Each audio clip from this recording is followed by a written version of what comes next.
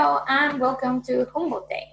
My name is Pamela Gonzalez del Pliego and I'm going to talk to you about phylogenetic and trait-based predictions of extinction risk for data-efficient amphibians globally. Now we know that habitat loss is one of the main drivers of biodiversity loss, and habitat loss, climate change, and emerging infectious diseases are interacting between each other and acting to increase the number of species at risk at a global scale. To determine the local and global extinction risks of species, the International Union for the Conservation of Nature, or IUCN, created the Red List.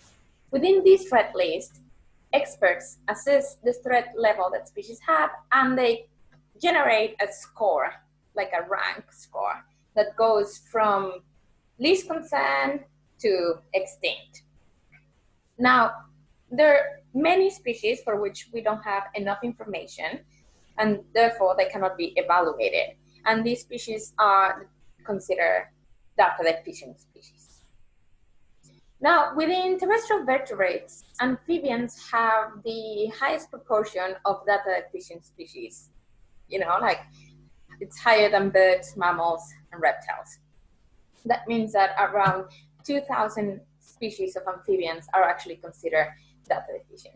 The problem with this is that the IUCN, the Red List of the IUCN, is used to create a lot of global policies, but they only include species that are threatened, usually. And therefore, without an estimate of their extinction risk, data-efficient species are usually overlooked and not included into conservation strategies. Now, this is especially important for amphibians because their populations are declining across the world, and they're also more threatened than birds or mammals. And therefore, we need to know what's the threat level of these data-efficient species so we can include them into conservation strategies. So here the aims were to predict the global threat status of data-efficient amphibian species, and number two, to assess which regions and families are most at risk considering the lack of species knowledge and probabilities of high extinction risk. Now, to do this, we collected ecological and biological traits, spatial data, phylogenetic data, and human impact data. We know that amphibian declines, they have some ecological, geographical, and phylogenetic pattern, and therefore some ecological, geographical, and phylogenetic attributes will be more likely to would increase the risk of extinction. Now, for ecological traits, we collected several traits, many traits for amphibian species, but we excluded traits that had a lot of missing values or had high collinearity. We ended up with 10 traits, including maximum length, habit, fertilization, and we also use, maximum length and minimum length because body size is one of the stronger predictors of extinction risk in amphibians. Now, for spatial data, we collected spatial data from the Red List, from Amphibian Web, and we also created polygons from the literature. We also know that range area of a species is actually one of the strongest predictors for extinction risk. That's why we included spatial data. We use phylogenetic data. We use a subsample of 100 phylogenetic trees taken from Jetsampiron, and we were able to place 7,176 species in this phylogeny, and that's the number of species we use. We also, from using the spatial data, we extracted the human impact within each one of, within the range area of each species, and we collected this data from the European Space Agency and the Half Earth Project. Now, after this, we had 7,173 species with spatial and phylogenetic data.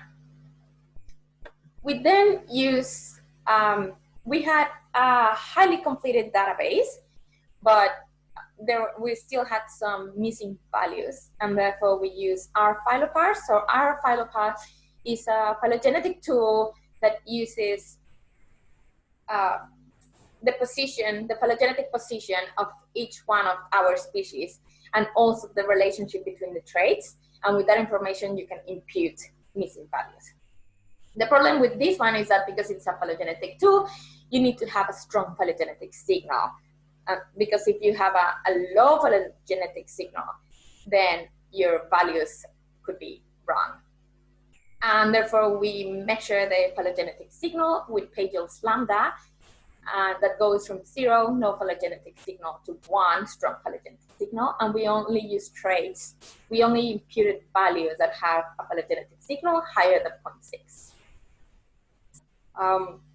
Okay, so then we use a generalized least square approach, a model that with this we can include all our ecological biological traits, we can include our spatial data, and we can include the human impact index.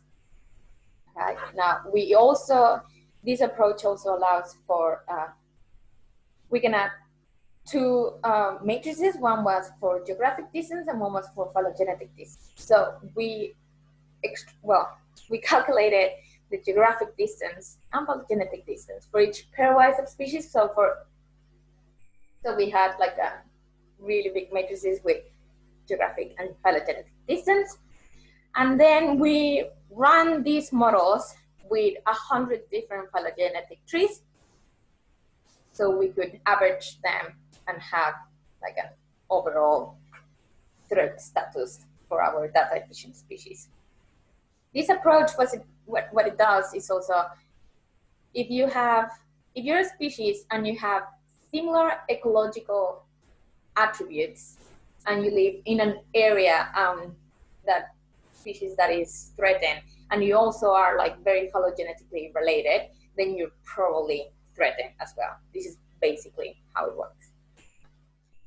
So what we found is that, well, first we predicted the threat status of 2,160 amphibian species that are data efficient. We found that almost 50% of these data efficient species are threatened. And from these, almost 500 species are likely to be endangered or critically endangered. And this means that the percentage of data efficient species threatened with extinction is actually higher than those that have been assessed by the IUCN.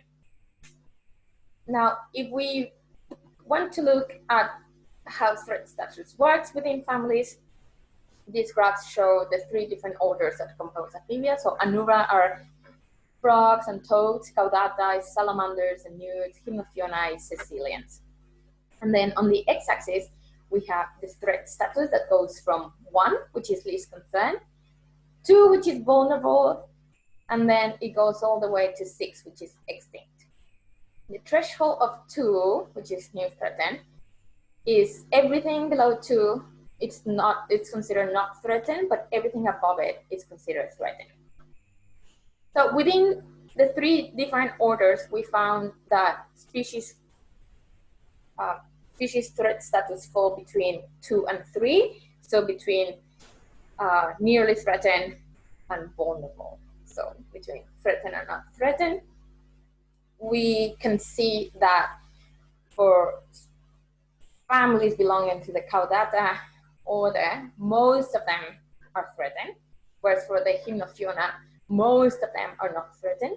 These could be likely due to the scarce information we have from caecilians. And then from Anura, it actually, it's quite average. It's like a lot of them are not threatened, a lot of them are threatened.